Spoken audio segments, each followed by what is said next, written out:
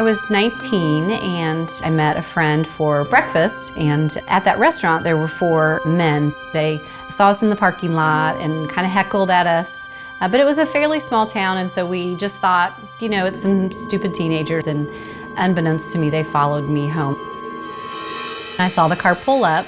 I saw somebody get out, and before I really knew it, he was struggling to pull me into his car.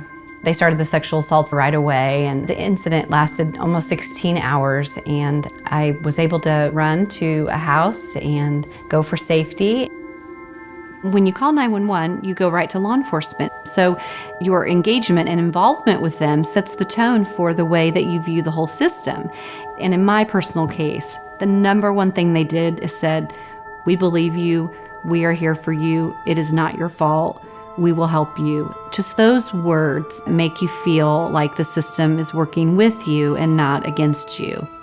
My victimization happened in 3 separate counties, and so each county handled things quite differently, and that was new to me. I thought the system was the system and that you went through it the same as you would anywhere, but it wasn't the case.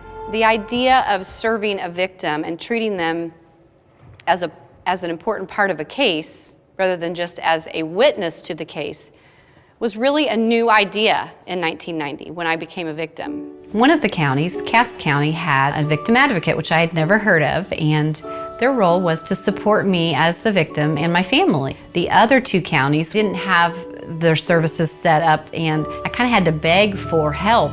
And that really began my urgency to stabilize the state and to level what was happening for victims.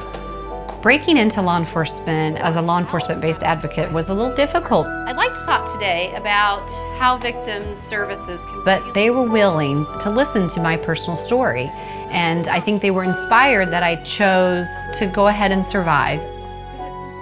I work with victims to encourage them to make that choice every day. My biggest place of refuge is my faith. To be able to walk with someone in their darkest hour and just knowing and understanding that this does not have to define them, that they can have some triumph on the other side, that this is not their story. I love that.